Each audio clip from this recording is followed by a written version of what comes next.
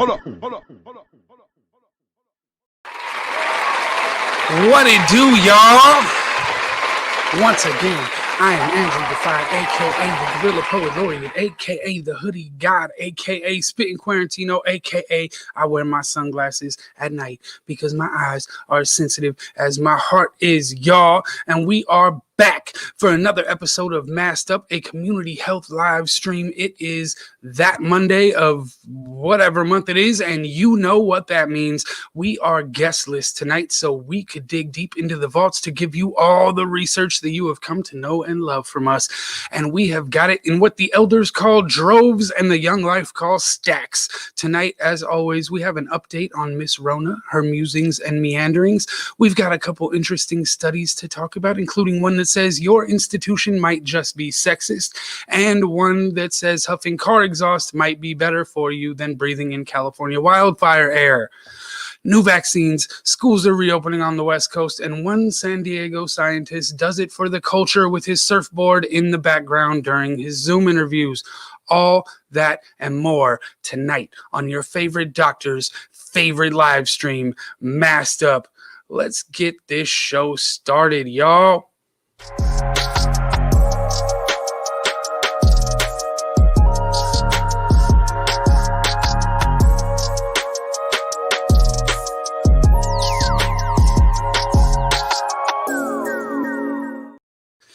That is right, y'all. It is about time for the weekly Rona update. And there's a lot to go over in Miss Rona's world. You know what I'm saying? First off, my Ronaversary is coming up this week. For those of you who don't know, your Ronaversary is when you first started going on lockdown. 1 year later, we out here. We still in here, but we will be out here. 1 year. And things are opening up all over California, and no opening is bigger than Disneyland, as you can tell from this video. It was the talk of the town, talk of the state even, one would say. Over the weekend, California stadiums, theme parks, and outdoor concerts can reopen as early as April 1st with restrictions, officials say on Friday. The reopening will be based on venues following COVID-19 restrictions. The California Department of Public Health released new guidance saying outdoor ballparks, stadiums, and theme parks can open with significantly reduced capacity, mandatory masking, and other public health precautions. With case rates and hospitalizations significantly lowered, the arrival of 3 highly effective vaccines, and targeted efforts aimed at vaccinating the most vulnerable communities, California can begin gradually and safely bringing back more activities, especially those that occur outdoors and where consistent masking is possible, Secretary of California Health and Human Services Agency Dr. Mark Ghali said. Even with these changes, California retains some of the most robust public health protocols in the country. Shout out to us. The capacity limits are based on where the venues fall within the state's blueprint for a safer economy. And here is how it works, y'all. Outdoor sports and live concerts. Purple tier capacity will be limited to 100 people or less, and only people from the region will be allowed. Reservations will be required in advance. No concessions will be allowed. Red tier capacity will be limited to 20%. The Department of Health said concessions will be allowed, but while seated, in-state visitors will be allowed only. Orange tier capacity will be limited to 33%. In-state visitors will be allowed only. Yellow tier capacity will be limited to 67%, and in-state visitors will be allowed only. Now, slide 2. This is our theme park slide. You know, so red tier capacity will be limited to 15%. In-state visitors will be allowed only. Orange tier capacity will be limited to 25%. In-state visitors will be allowed only. Yellow tier capacity will be limited to 35%. In-state visitors will be allowed only. Y'all know what this means, right? We Californians have Disney World, California Adventure, Universal Studios, Magic Mountain, and Marine World all to ourselves. No one gets to come from out of state. Just saying. Theme parks began reacting to the uplifting news on the near year anniversary of the start of the lockdown in the state that shut down theme park operations. This is very exciting news. We deeply appreciate the partnership with state and local health and government officials and are thrilled to have finally arrived at this milestone announcement. The health and safety of our guests and team members remain our top priority, and we're committed to ensuring full compliance with our newly established protocols as we continue to create an exceptional entertainment experience for everyone. We are ready to reopen, ready to bring our team members back to work, and ready to help stimulate the local economy, said Karen Irwin, president and COO of Universal Studios Hollywood. It was welcome news as the United Food and Commercial Workers Local 324 quickly sent out a statement applauding the announcement to reopen Disneyland and Disney's California Adventures. Our Disney cast members are heartened by this good news today that the Disney parks will be reopening in a month, said Andrea Zinder, president of UFCW Local 324. They have been furloughed or out of a job for a year now and are excited to go back to work to provide Californians with a bit more magic in their lives. Our priority will be to continue to work closely with the governor and Disney to ensure our members are kept safe from COVID-19 infections on the job as the park opens. So it's some good news out here, y'all.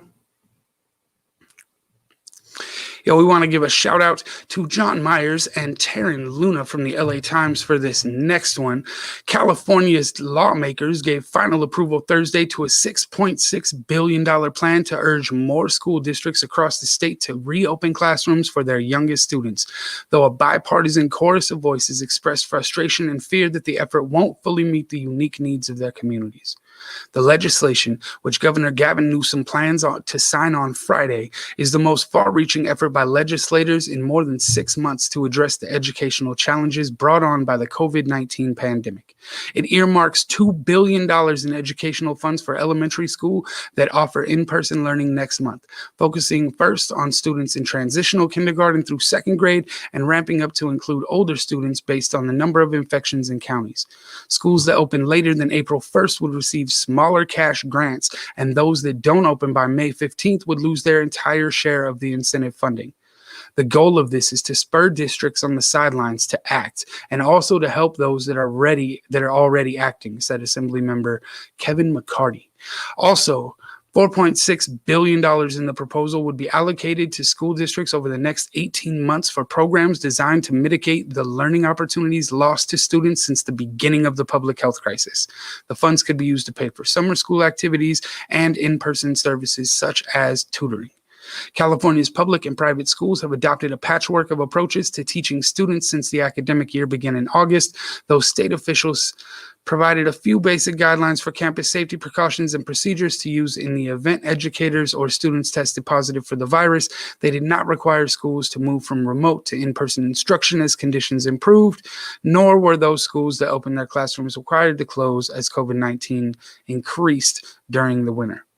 Newsom and lawmakers have been sharply criticized for not providing a more comprehensive statewide plan until now, and spent most of the past 2 months seeking a compromise to assuage parents who are eager for on-campus instruction, as well as educators who have been leery of returning to classrooms before they are vaccinated. The compromise plan, Assembly Bill 86, won votes Thursday from both Republicans and Democrats in the legislature, but the lengthy debates in the state assembly and Senate seem to reflect the vast differences felt in communities hardest hit by the virus and those where closed schools have come to symbolize frustration with public health restrictions. Enough with these kids languishing at home, said Senator Andres Borges, Republican from Fresno. It's not fair, and it is destructive to the long-term health of our state. AB 86 will require schools and districts in the state's second most restrictive red tier to offer in-person instruction to all elementary grades and one grade of either middle or high school. Testing will be more frequent and include students and staff who do not have COVID-19 symptoms for schools in purple tier counties that failed to craft safety plans by March 31st. The Newsom administration said Wednesday night it will dedicate 40% of available COVID-19 vaccines to residents in the most disadvantaged areas of the state. Once the new program reaches 2 million vaccinations, which will require about 400,000 additional doses to be administered, counties can more quickly move into the red tier. Administration officials said they would accelerate the reopening of local businesses and schools. So they go on to say, the fact of the matter is that if you represent a community that's poor and one that's of color, families are not feeling comfortable sending their children back to school. Assemblyman Eduardo Garcia, Democrat from Coachella, said. In December and in January, we had no vaccines to send people back to schools in a safe environment. So let's be real. Garcia and a number of lawmakers who spoke during the debate and are parents to young children described the humbling experience of trying to help their kids using concepts in math and science that have changed in recent years. In voices full of frustration and exhaustion, oh, we hear you parents, that Common Core, they called the vote on AB 86 the most important one they've taken all year. I got to see my children light back up. I get to see them start sleeping again. Assemblywoman Rebecca Bauer-Kahn, Democrat from Orinda, said in describing the changes once her young children began hybrid learning. I got to see the joy that it brought them to be back with their friends, and every California child deserves that. How are y'all feeling about kids going back to school? Leave it in the comments. We want to hear from you, especially parents, because I know we all feeling a whole lot of different ways. You know what I mean? What's next? Yo, less than 3 months into the rollout, California is approaching 10 million total doses of COVID-19 vaccine administered, with supply increasing each week and a third vaccine now arriving. Johnson & Johnson has entered the chat. The California Department of Public Health online vaccine data tracker said providers had administered well over 10 million doses of vaccines on Monday morning. The total had increased by an average of more than 200,000 a day over the preceding 7 days. The numbers from CDPH don't distinguish between first and second doses of the Pfizer and Moderna vaccines, but the U.S. Centers for Disease Control and Prevention reported Tuesday that over 6.5 million Californians have received at least one dose, and about 2.9 million have had both doses. That means about 21% of the state's adult population are at least partially vaccinated, and 10% of adults are fully vaccinated. According to CDC data updated Tuesday, more than 12.5 million doses have shipped to California to date. The CDC on Tuesday posted states' allocations for Pfizer and Moderna vaccine doses to be delivered next week. California will get about 1.45 million doses from those two drug makers. That's 860,000 first doses and 594,000 second doses. Governor Gavin Newsom said during a Wednesday news conference in Long Beach that the state will get 21,000 doses of the new Johnson & Johnson one-dose vaccine this week and about 320,000 next week. California on Wednesday officially gave the green light for the Johnson & Johnson rollout after the Western States Scientific Safety Review Work Group, the joint panel of scientists independently reviewing the vaccine candidates on behalf of California, Nevada, Oregon, and Washington, the West Coast, confirmed the vaccine is safe and effective. CDPH, in a statement last week, said providers were on track to have the capacity to administer 3 million doses a week starting this week, provided there is that many supplied. President Joe Biden, though, on Tuesday promised that the U.S. would have enough vaccine supply for its entire adult population before the end of May, a timeline 2 months ahead of the estimates he'd previously given of late July. Y'all.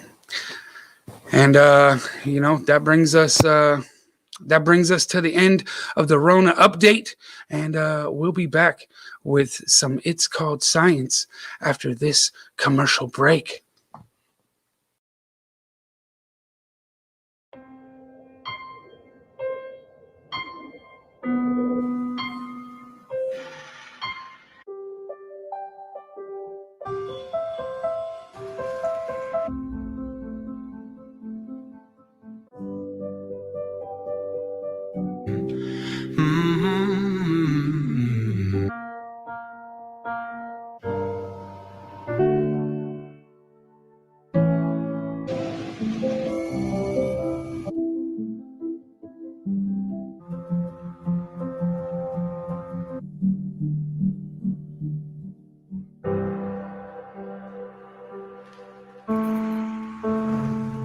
when we first opened our doors. Since 1926. Since 1978. For 60 years. For 75 years. For over 80 years. In 90 years. Over 100 years. Nationwide has been on your side. Restaurants have always been there for you. Nissan has been with you through thick and thin. We will do what we've always done. Take care of people. We're people. People. People. People. People. People. And family. Family. Family. Family. Family. Family. Family. Family. Family. Families are families. Families. Even now. Especially now. Especially now. Right now. Now more than ever. More than ever. Today, more than ever. Today, more than ever. In times like this. At times like these, During these difficult times. In these troubled times. Challenging times. Trying times. In these times of uncertainty. During this time of great uncertainty. During these uncertain times. during these uncertain times, In uncertain times. In uncertain times. Uncertain times. Unprecedented times. Unprecedented times. Unprecedented times. This unprecedented moment in our history. It's time of social distancing. While things have slowed down. As we turn more inside. While the doors may be closed. While the distance between us has gotten bigger. The more we stay apart, We still find ways to stay close, even when we're apart. Even if we can't stand closer than 6 feet. We can all stay connected to work, school, and most importantly, to each other. There's still ways to touch each other. All without leaving the comfort and safety of your home. without leaving the safety of your home. From home. Home. Your home. At home. Home. Home. Home. Home. Home. Home. Home. Home. That's the key. Buick and GMC are here to help. Con Edison is here to help. Here to help. Our teams are here. We are here. We're here. We're here. Here for you. Here for you. We're here for you. We're here for you. We are here for you. We're here for you. We are here for you. We'll be here for you. Runnings is here for you. we're still here for you. We're with you. We're part of your community. So you can trust us. You can count on us. And we'll get through this. Together. Together. Together. Together. Together. Together. Together. Together. Together. Together. Together. Together. Together. Together. We're together. Together. And together. Together. Together. Together. Together. Together. Together. Together. Together. Together.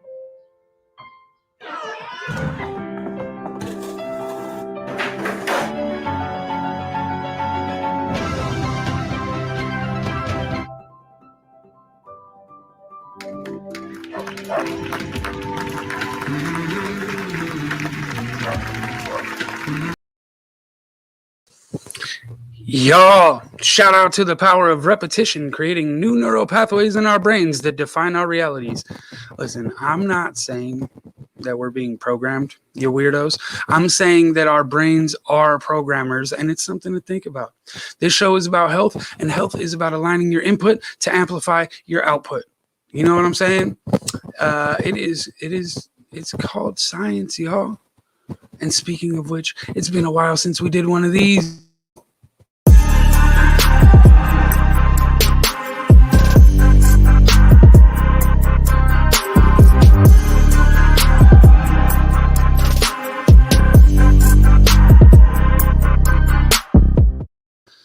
This next story hits close to home for me because I got physicist homegirls. P.S. You should really get yourself some physicist homegirls. They'll help you understand how the whole universe works.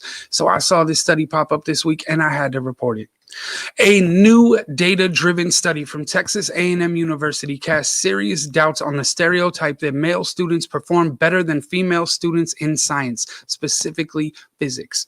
In a study they could have just asked me for an answer to, a team of researchers in the Department of Physics and Astronomy analyzed both the midterm exam scores and final grades of more than 10,000 Texas A&M students enrolled in 4 introductory physics courses across more than a decade, finding no evidence that male students consistently outperform female students in these courses. The work was led by Texas A&M physicist and presidential professor for teaching excellence, Tatiana Yuremkova. With help of nearly 24 departmental colleagues, the final analysis shows that exam performance and final letter grades are largely independent of student gender, results which Yuremkova says show promise in ending gender stereotypes that negatively impact so many female students in STEM. In algebra-based mechanics, they found out that female students outperformed male students by a small but statistically significant margin. Their findings were published recently in the American Physical Society journal Physical Review physics education research. Responses indicated that female students had lower perception of their performance than their male classmates. Uramkova said, the only class where female students perceived their performance as equal to their male classmates was algebra-based mechanics, in which females typically outperform males. We believe that all students should have equal opportunities and chances for success in physics, Uramkova said. The results of this work may help with fighting the gender stereotype threat that negatively impacts so many female students. By contributing to the body of knowledge about how gender relates to student performance, we hope that our work, which would not have been possible without our colleagues' data, can be another step in dismantling the preconceived notion of a societal bias based on gender in physics. So, shout out to all the women physicists out there whose eyes have rolled into the back of their heads by now at the fact this research even had to be done. But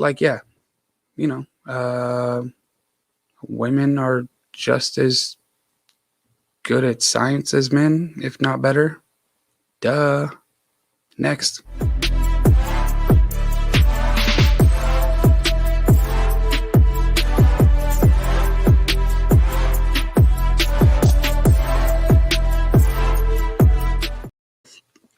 Yeah, when we came up with this segment, we literally set out to tell you all about new health studies that people might have missed or that might go under the radar if you weren't tuned into the show. California has been blessed with some exceptionally nice weather the last few weeks. Really, all year, it's been the kind of weather that makes you almost forget that you pay more than some small country's GDP to live in a closet. The remarkably warm January and February have been great for getting vitamin D, but present some real concerns for later this year during California's fire season, specifically because a new study just dropped out of San Diego about how bad breathing wildfire air really is for you. So let me pull this up real quick for us. This little interview. And here we go. The particles carried in wildfire smoke are 10 times more dangerous to human health than vehicle exhaust. Report co-author Tom Corringham says wildfire smoke pushed up hospital admissions by 10%. We looked at the occurrence of wildfires, so where the wildfires happened in Southern California, and then using the wind patterns where that smoke was transported, and also using satellite images of smoke plumes. Hold on. Can we just give my guy a shout out for having his surfboard in the background? Like the segment producer said, tell me you're from San Diego, but don't tell me you're from San Diego.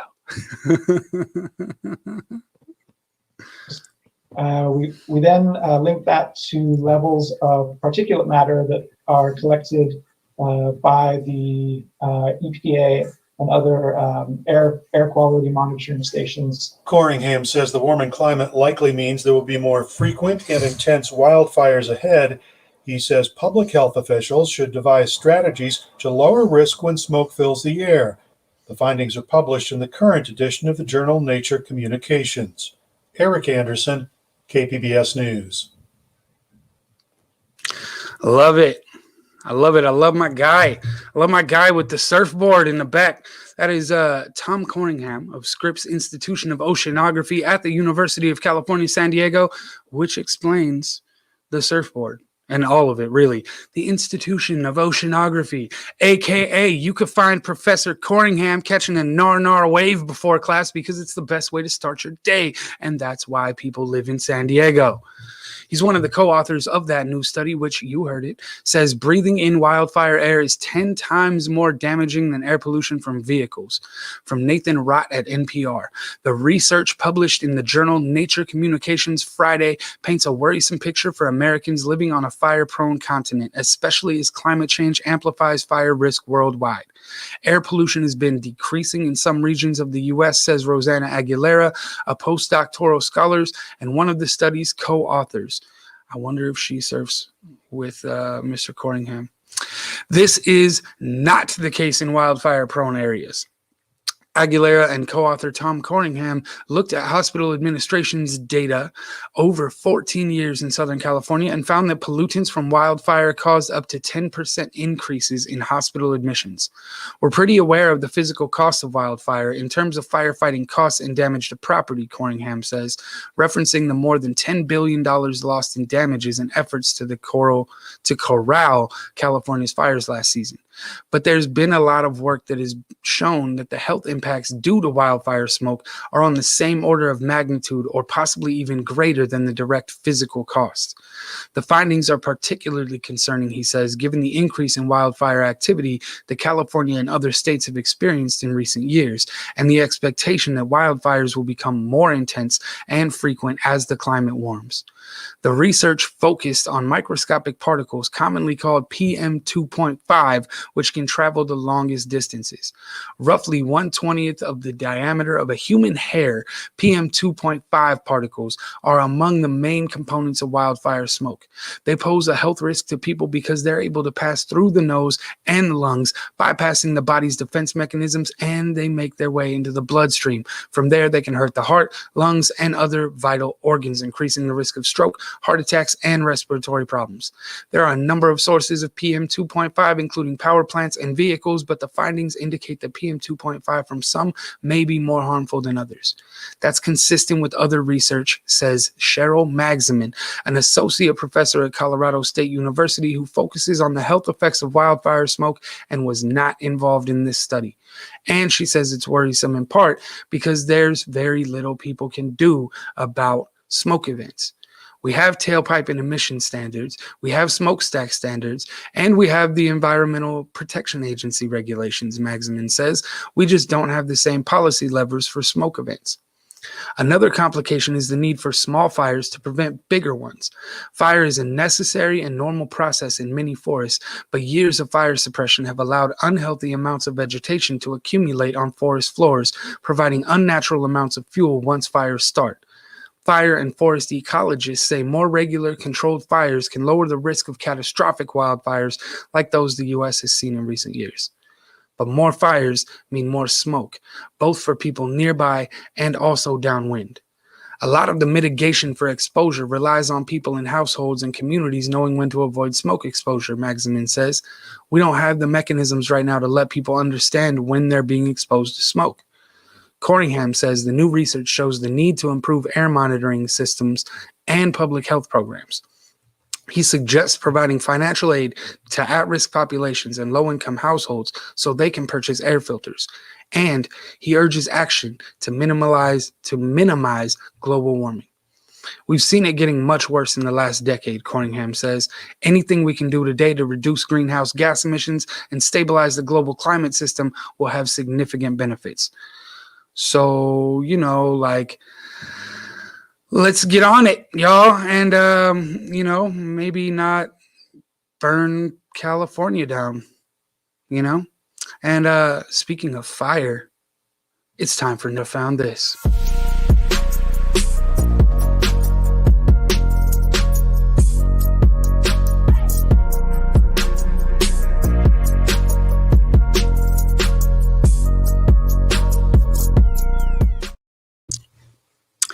So it started last week as I shared this in the group chat, put my skeptic pants on, and made my morning juice.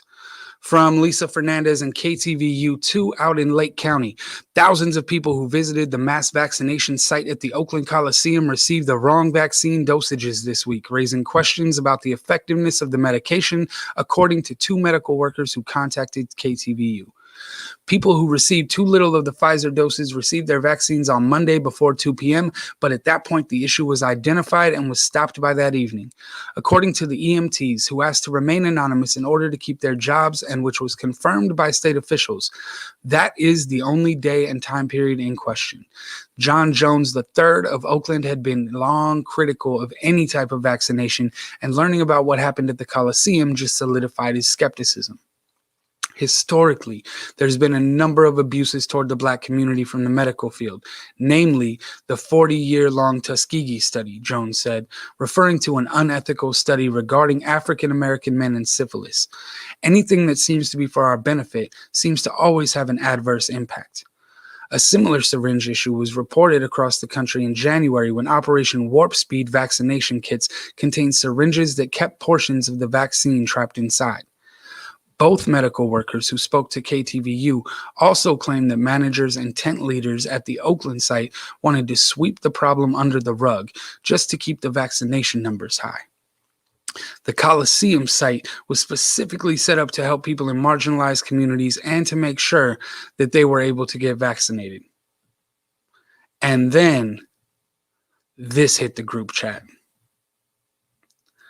State health officials clapped back in this article saying, "We are not aware of any instance of even a single individual being under-vaccinated on the Oakland Coliseum site," said Brian Ferguson, a spokesman with the California Office of Emergency Services, which operates the Coliseum site with FEMA. The Food and Drug Administration recommends the Pfizer vaccine be administered in 2 doses of 0.3 milliliters apiece. But a study from the New England Journal of Medicine says that people who receive 0.2 milliliters of the vaccine will have just about as much immunity to the virus as the ones who receive 0.3 milliliters, according to Dr. George Rutherford, an epidemiologist at UCSF. Other infectious disease experts reached by the Chronicle declined to say whether they thought a smaller dose would be as effective as the full amount. All of them said the vaccine manufacturer would have to answer such a question. Pfizer declined to comment. And y'all, we just wanted to bring this up because it is precisely this reason that people don't trust media or government or the pharmaceutical industry or the medical field, in large part because there's so much misinformation out there and everyone has an agenda. So how do we know who is telling the truth? Well, that's where having superhero researchers on your team comes in handy. Something else that Netta found is this amazing website, politifact.com. They basically just spend their time fact-checking politicians and public figures. It's great. Specifically, she found an article where they fact-checked the major news networks and basically deemed them all pretty much entertainment and not really news because of the amount of just misinformation that's coming out. MSNBC and CNN have improved ever so slightly on TV network scorecards over the past year, while Fox News has moved a touch in the opposite direction. PolitiFact last looked at the network scorecards, which examine all the claims made by pundits on air in September. The scorecards measure statements made by a pundit or host or paid contributor on a particular network. They do not include statements made by elected leaders, declared candidates, or party officials, or we'd all be in trouble after the last 4 years. You know what I'm saying? So what is the latest tally? At Fox and Fox News, 10% of the claims they've rated have been true, 11% mostly true, 18% half true, 21% mostly false, 31% false, and 9% pants on fire, y'all. This means about 60% of the claims that have been checked have been rated mostly false or worse. At MSNBC and NBC, 44% of claims have received a rating of mostly false or worse. And here's the full breakdown so you can see it. So if we can't go to either one of them, who do we go to? Who has the best rankings? Here we go. CNN, the best record among the cable networks, as 80% of the claims we've rated are half true or better. So CNN is probably the spot to get your news over MSNBC, definitely over Fox. You can read more about PolitiFact's network scorecards in their Q&A section on their website, located right over here. Be sure to check this out. And as always, thank you, Netta, for finding this.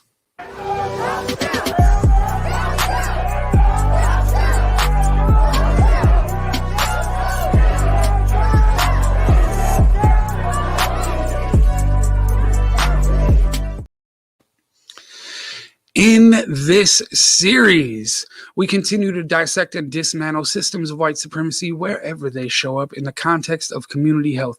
This means addressing and validating not only the historic racism, but the racism currently happening in the medical field, and creating space for conversations in the wake of the trauma and mistrust that racism and systems of white supremacy have created.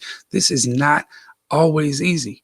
But luckily for us, this week, we have comedian, host, and Emmy award-winning Kamau Bell and a team of Black healthcare workers to help in this week's installment of The Racism Crisis.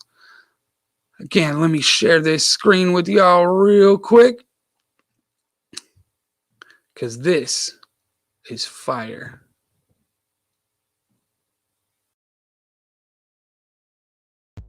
Hello, Black America, and people who pay attention to what Black folks are doing. My name's Kamau Bell.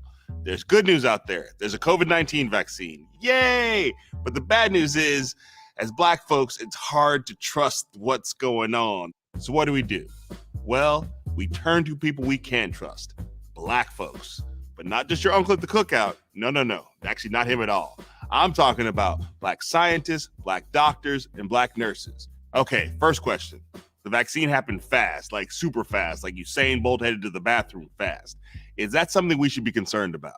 Having an emergency authorization for these medications was critical, but that doesn't mean any steps were cut. Anything where money could be traded off for time, that was happening. Like money was no object. They still have all of the rigor that they use for approving any vaccine. So we can feel confident that the science is still there. The messenger RNA technology has been in development for the last 12 years. So even though you hear this thing about warp speed, believe me, that was not warp speed. And I think the data is real. It suggests it's highly effective. About a week or so after your second dose, the people who had gotten the placebo or who didn't get the true vaccine, their rates of coronavirus continued to climb. Whereas the people who had gotten the vaccine, it just flattened out. And what about side effects? Soreness from the injection site. I had a little bit of arm soreness. Arm sore? Is that a side effect? My arm's sore right now. The common things, soreness at the injection site, headache, fever, maybe a swollen lymph nodes. The second dose is when there's more common, those systemic side effects. Is this like one of those pharmaceutical commercials where at the end they talk real fast about the side effects and it's like, you're also going to get hair from your eyeballs and vampirism? My sister texted me the second day after I got the first vaccine. And I remember she was like, "Are you a zombie yet?" And we just laughed like, "No, I'm not." So the big answer is no. And the reason being is we are not injecting the virus into your body. The vaccine is training your body. It is making those antibodies to fight that disease. So I view it as a positive thing. So here's a question from everybody's uncle. And since I'm an uncle, it's a question from me too. Are the drug companies just trying to get rich off this? The drug companies will certainly get rich. Oh, drug companies are always trying to get rich, but that's not the point, right? That is really how a lot of our innovation happens. That is why the drug companies will spend millions upon millions in research. Were Black and brown people a part of this process, or was it only like white folks, like NASCAR white folks? The trials were intentionally broad and inclusive. Yeah, Black and brown folks have been recruited for the clinical trials. We have ensured that each of the 4 historically Black medical schools, that we are all vaccine trial sites. So here's the big question. How much are you charging us for this vaccine? Right now, getting vaccinated is free. Free? Yes, it's free. Like free. It will be free. Like not even free 99. We have not charged anyone. Okay, should I be suspicious that you aren't charging us? No, because there are some things that the government invests in that for the good of the people. Taxpayers like you and I contributed to development of these vaccines. What if I'm not worried about getting COVID-19? Like you could say, I never had smallpox. I've never had tetanus. Why do I need the shot? That's why we give vaccines. Vaccines are prevention. I pretty much tell people you're going to be exposed some kind of way, right? So you better be ready to fight. And what about you? Have you? Will you? I got my first dose about 3 weeks ago. I have not gotten the vaccine yet, but rest assured, I'm anxiously waiting. I definitely will be getting vaccinated when my turn comes. I was scared getting it, and then after I got it, I was like, oh well, I guess it wasn't that bad. When the vaccine went in, I felt this intense amount of honor. Like a lot of people, I like to get my medical information from bizarre, dark corners of the internet that haven't been vetted. Is that a good idea? Oh dear. Please do not continue to do that. That is definitely not a good idea. Unfortunately, on the internet, pretty much anyone can post anything. There are no microchips. There's no stealing of your DNA. No, none of that is happening. Thank you, doctors. All right, I'll let you get back to work. And thank you for allowing me to ask you these questions. Oh, but before you go, just want to let you know, your parents are super proud of you. It's all they can talk about.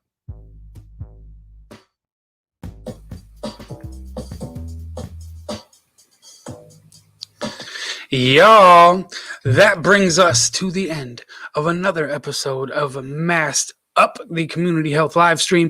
I'm Andrew Defy. Shout out to our sponsor at Protect Us. And as always, thanks to Netta, Avani, Suchita, Allison, and the rest of the Masked Up show crew. From all of us to all of you, like Mozzie said, health is wealth, and I need my bag. Covered face, no case. Health doesn't come from a pharmacy, y'all. Until next time, stay masked up.